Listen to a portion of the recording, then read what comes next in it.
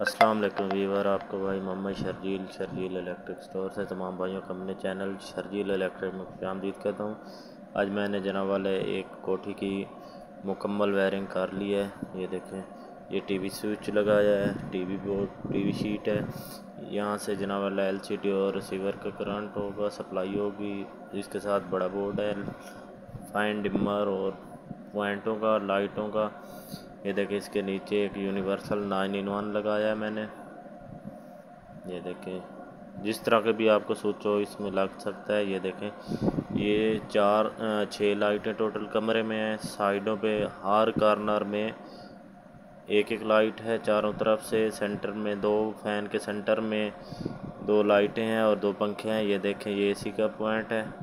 ये बेड के पॉइंट दिए हुए हैं। ये देखें, बेड के जो पॉइंट हैं इसमें 9-in-1 यूनिवर्सल इस्तेमाल की। ये छोटा सा एक स्टोर है।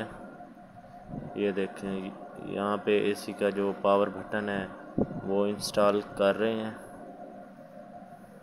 कनेक्शन इसका हो चुका है, 45 एम्पेयर का है, बहुत ही ज़बरदस्त है।